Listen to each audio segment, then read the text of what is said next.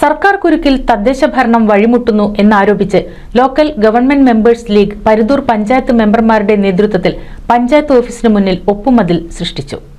2023-24 വർഷം അനുവദിക്കാതിരുന്ന മെയിന്റനൻസ് ഗ്രാന്റും ജനറൽ പർപ്പസ് ഗ്രാന്റും പ്രത്യേക വിഹിതമായി സർക്കാർ അനുവദിക്കുക.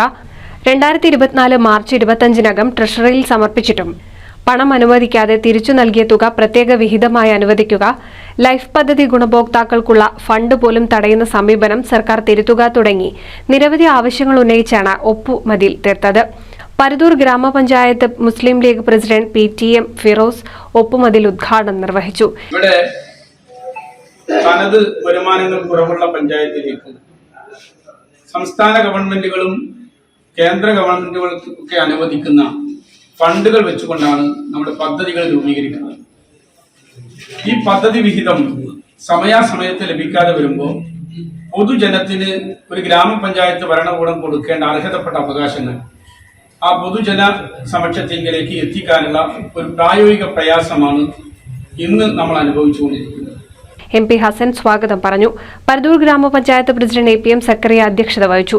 മെമ്പർമാരായ MK മലി, അനിത ചന്ദ്രൻ, മുസ്ലിം ലീഗ് നേതാക്കന്മാരായ സുലൈമാൻ, ബാവ, രാമചന്ദ്രൻ, ലത്തീഫ് കരുവാൻ പടി തുടങ്ങിയവർ പ്രസംഗിച്ചു. NCV news ചിത്താല.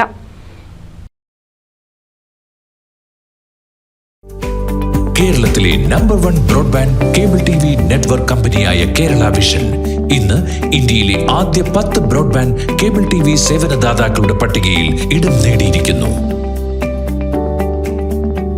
വിഷൻ സക്സസ് ആഘോഷിക്കാം ഈ അഭിമാന നേട്ടം.